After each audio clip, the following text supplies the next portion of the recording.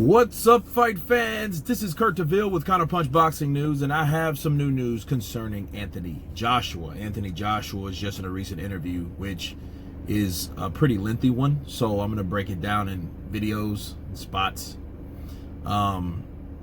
They asked him about Andy Ruiz and the difference between his loss June 2nd and Andy Ruiz's loss December 7th. The way both men took it, and they asked Anthony Joshua what he had to say, and he simply said this. He said, when I lost, everyone gave me shit. It's shit when it comes with losing. It's just natural. You have to take it on the chin. You have to take it like a man. When I lost, there is no excuses. Now, when he lost, yes, there was a different thing and a different story.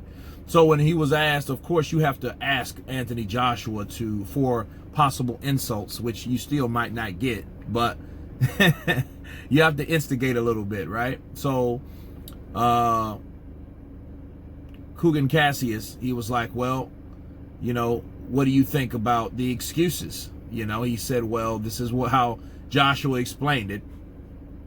Joshua was like, well, I think it's really up to the fans, you know, the public, to see the difference between what you decide to do when you lose. Meaning, read between the lines, motherfucker. I gave no excuses, where he gave all the excuses. So, and he also broke it down, when you do lose, you're looking for an explanation from the public. Really, first of all, from yourself, and then second of all, to the public, to save face. Okay, and that makes a lot of sense, because a lot of times you're trying to validate you losing. You know, instead of saying I fucking lost, you could say anything. It could be all types of reasons, you know, that you come up with for losing. But at the end of the day, you know, if you lost, you lost. And my motto here, I always believe that excuses are for the losers. Reasons are for the winners, okay? So if you won, a reason would be, something legitimate would be, oh, well, this is that. I couldn't do this because of that, but I still won. A loser, excuses are meant to as reasons in replace of reasons, because they hold no weight, because you still lost. Because people don't want to hear that shit at the end of the day. They don't want to hear excuses, you know. And under extreme circumstances, like, you know, you weren't at yourself, you didn't look like that person that stepped into the ring or something like that, you know. But at the end of the day, zero tolerance. There's no excuses, so there you go. There's none. So you got to respect that about Joshua, even though when he lost, people were looking for all types of shit, you know. And he did look a little funny. He did. But as far as Andy Ruiz, there was nothing that gave you the indication that something was wrong, you know. Sure, the day before when he got on those scales and he was 283 pounds, that was like, damn, what's up with that? You know, but attitude-wise, his tone, you know, the way he carried it, it was all the same. He's looked confident. He's looked the same baby face looking dude, you know, he did before. You know, smiling and shit, half smirking, that type of situation, that, you know, he had that type of attitude. So, no, I mean, and the excuses didn't come until after he lost, right? Until they announced the winner of that fight and he lost all those belts. Well, then the excuses came. I partied too much. I ate too much. I didn't train the way I was supposed to. It was all bullshit, because everything that he said contradict what he was saying before the fight. I'm going to retire you, Joshua. You can't box, Joshua. You can't really fight, Joshua. You are a robot, Joshua. Okay? He's talked a lot of shit. You know, I mean, in the grand scheme of things, he really does have to take it like a man. Like, hey, there's no excuses. I lost. I couldn't cut off the ring like I thought I could. He outboxed me, and he had the reach and the height advantage. Boom. Let it go. You know what I mean? Because it's like, people are going to frown on that shit. And one thing he should have learned from Joshua that lost the first time is how to take a fucking loss. But that just shows you that, hey, some people don't learn. Some people don't learn graciously, respectfully, with integrity, how to do such a thing. You know, they look for any old ways, you know, something that would fit the bill, you know. And it's a trip, because Andy Ruiz had a pretty good track record for his character, you know?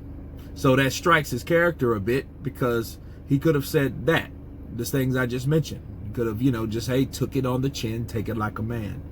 Damn the excuses, you couldn't do what you wanted to do, whatever.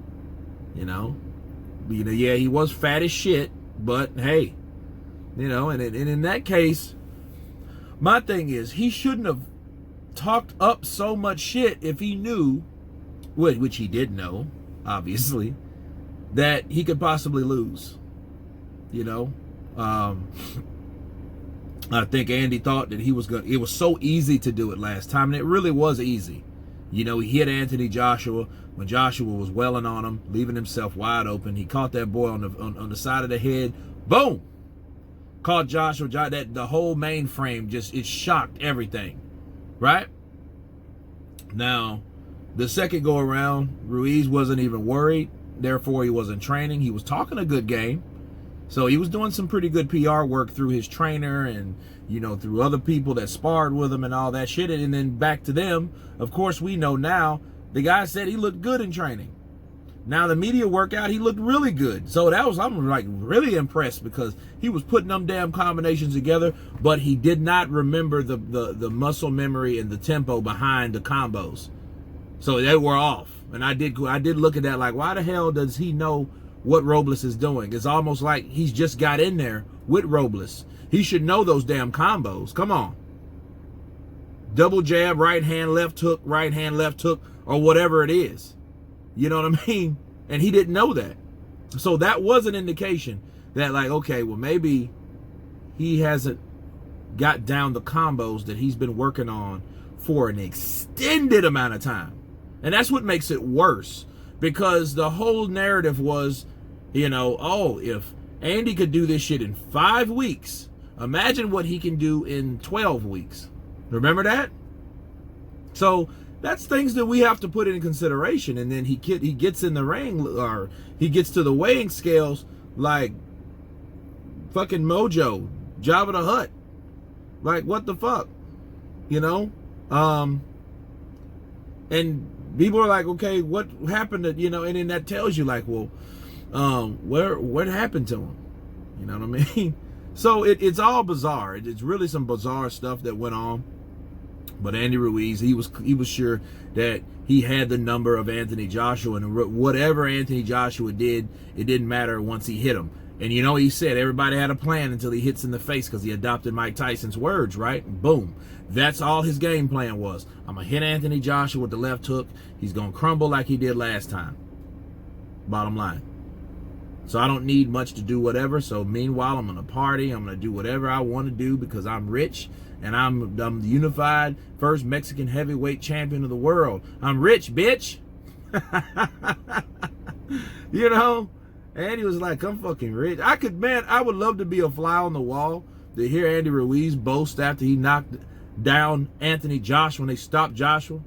After that win, after that victory. He got victorious across his back, right? I'm victorious. Look, give me another Corona. I'm victorious, man. Fuck. I'm victorious. Oh, give me another beer. Hey, hand me that piece. No, the end piece. Green asada. Give me some of that. Carne asada. Yeah. He's eating and shit, living it up with his boys, his more friends than he ever had. So